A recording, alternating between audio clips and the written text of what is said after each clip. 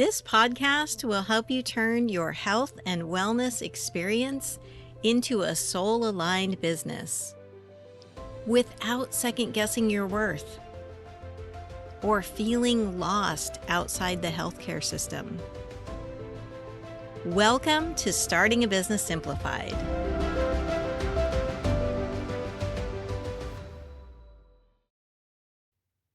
Welcome back. And we are in step 5 still. This is the second episode of step 5, your client experience. And in this episode, I'm going to talk to you about why overcomplicating systems leads to burnout, the top 3 touch points that make clients feel valued and supported. And I'm going to give you some examples of how I use tools in my business that keep things flowing with my clients' experience. I'm Suzy Wraines, and this is Starting a Business Simplified podcast. We are in the 5 steps of starting a business to replace your salary. So let's dive right into the episode. I want to talk to you about the overcomplicating of systems. So many times you will see people that are like, scale, you want it to be big, and you want to have 1 million people following you, and you want to talk to a whole bunch of people. And I'm simplifying that down and saying, you don't need to do that. You want to be smaller. You want to be connected with your people. You want to have their experience be personalized and custom to them, which totally throws out the window any of those massive automations, having your system do everything for you and all the things. Although I am going to say you can have automations. I'm going to talk to you in this episode about how to do that. So first of all, in the last episode, I talked to you about writing out from your client's perspective, how they would want to be seen, heard, and experience working with you. So you wrote out the steps. How are you going to interact with them? The next thing you want to think about is your current systems that you have. If you don't have any systems right now, I have recommendations for ones you can use. Click on the link and schedule a call with me, and I'm happy to share with you all the different ways to use systems that will meet your custom way of doing it. Everybody's different. Everyone's business is different. So I don't blanket share recommendations all the time because it may not work for what you're doing. I have a client right now who already has systems in place, and it didn't make sense for me to give her how I do my systems or what my system is because she already has stuff in place, and we just customized it for her needs. So it's really important that it's okay to take recommendations, but you want to find out what the steps are for you specifically. And in order to do that, you may have to ask questions. So book a call with me and we can talk through what this looks like for you. I'm going to give you an example and how I use mine. I use 17 Hats. That is the system that I use to onboard, work with my clients, and offboard. And it's also how I do lead generation. So how I connect with people for the first time. So I love this tool because it simplifies things for me. Everything's in one place. When a client signs up with me, they can pay their invoice. It automatically logs to my bookkeeping system. It automatically sends them an email, a welcome email that walks them through, and I set the expectations of what it's going to look like with them working with me. So I wrote down all these steps for myself, and then I put them in my system. So what happens is they're getting an email setting the expectation of what to expect next.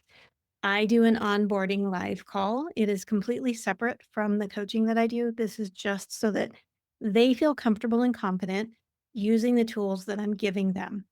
And this is totally custom to me. You're going to want to come up with your own. What system do you have in place to make it easy when a person signs up with you that they get an agreement? I send out an agreement. When they pay their invoice, they get an agreement, they sign the agreement, and they automatically get the welcome email. The welcome email invites them to schedule their onboarding call. Then they have the onboarding call with me, and then they get another email that gives them all the links to the resources that I offer to support them. And I have a community that I invite them to. So they get all of this step by step in a way that is comfortable and not overwhelming. And I have a 90-minute call with them. where I go over everything, how they can get in touch with me, where they can get resources, what are the tools they can use, what are some things they should be thinking about before we start their first coaching call, where the community is to get support, all the different things. I give them all this information on the onboarding call so that they're not overwhelmed and they can ask me questions. This makes it seamless and easy for them. My system supports that. So, thinking about this, when I onboard a client, they are getting all the information they need. I don't have to do a lot of work because it's already built in my system. So it's simplified. I have templates for things that I can customize for them if they have different needs. And I just click a button. I review everything before it goes out. So I'm not automatically just letting it go out. I actually look at it before I hit send to make sure it matches what it is that their requirements are. Not every client is the same. So I make sure that it's customized to their needs and their program with me. So think about this. How do you want that to flow in a way that you don't feel overwhelmed? And I want to speak to not communicating. I talk about setting expectations. The last episode, I talked about making sure you do set expectations, but I also want to talk about don't ignore a new client. If you don't have in place how to onboard them and the information that you want to give them and how to communicate with you, they're going to feel left out. They just paid you money. And if you don't have stuff in place and they don't hear from you and they just wait until their first coaching call, that could be off putting. Depends on the person, but think about it from their perspective. They just paid you a whole bunch of money. Now they don't hear from you. If that's not a good practice, I would say at least an email or some sort of a follow up before you meet with them for their first call with you is a huge step in their client experience. And this is going to give them a sense that you care, that you really are invested in working with them as much as they're invested in working with you. So, just something to think about. If you don't have anything in place, the easiest thing to do is to write an email. You can write an email and use it as a template. That way, the next time you sign up a new client, you can take that same email and customize it, make changes that need to be made to speak to that new client. Simple, and it doesn't take a lot of time, and it's going to help you be present and with these clients as you're onboarding them without it overwhelming you or causing you to feel burnout. Now, I say this because you don't have to have a fancy system. It's just a Google Doc.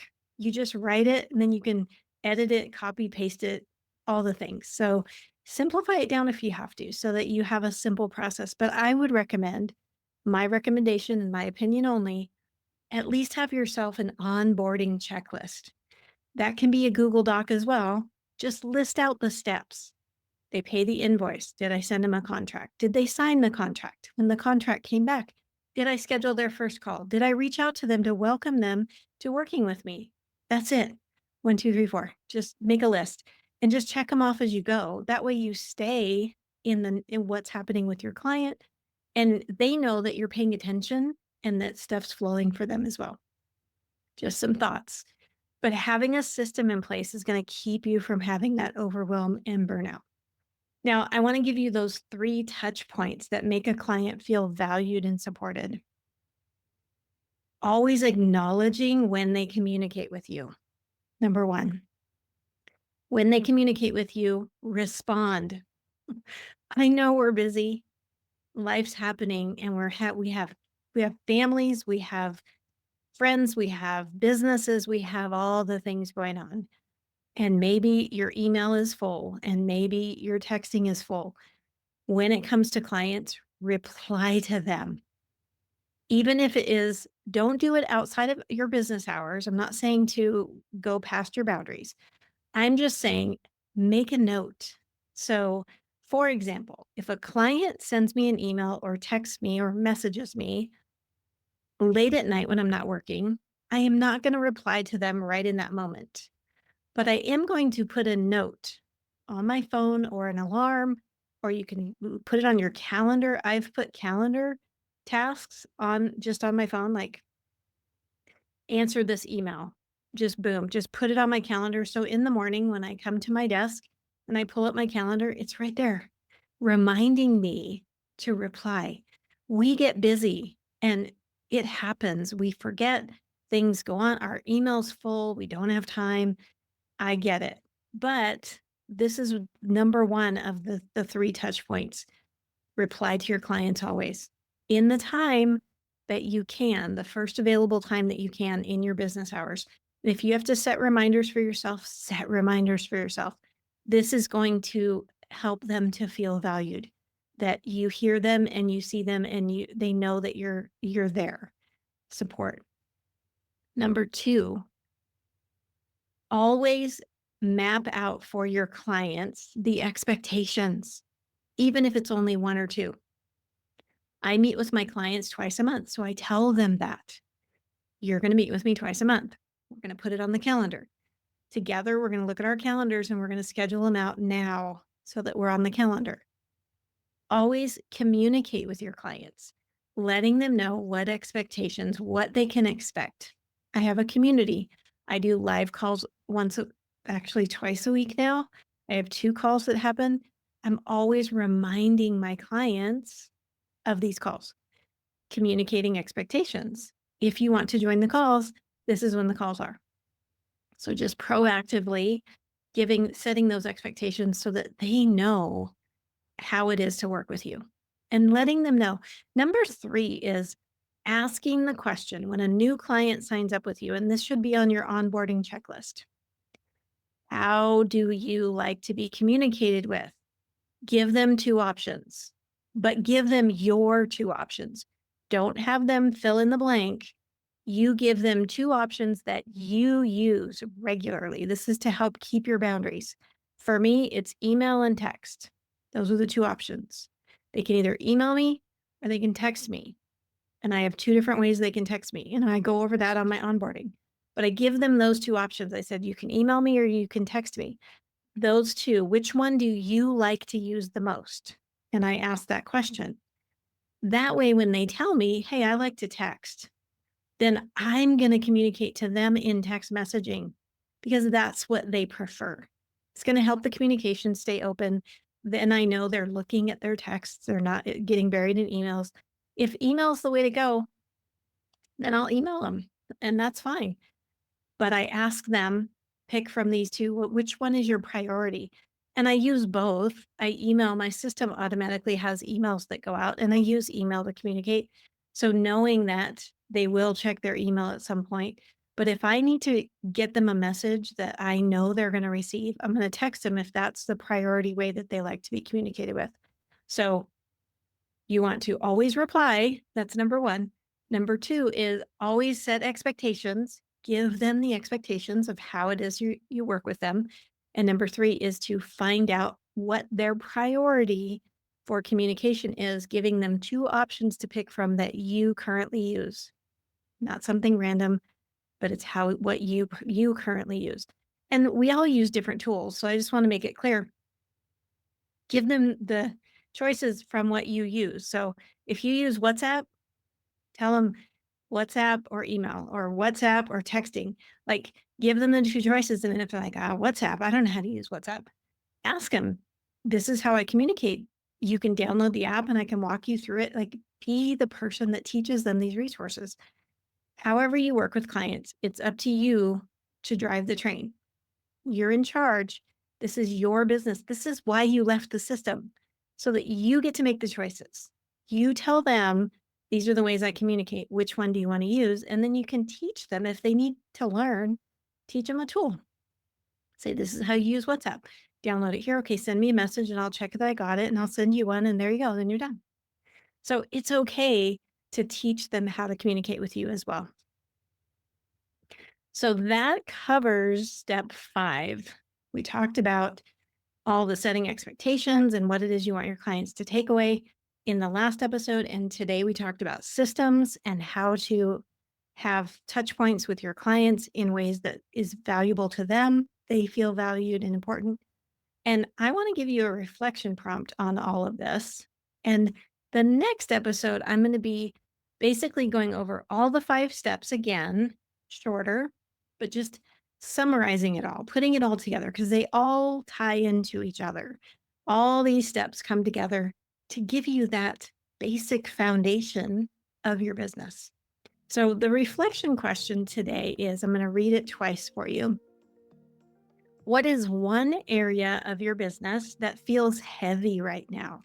So this is thinking systems, things that you're doing.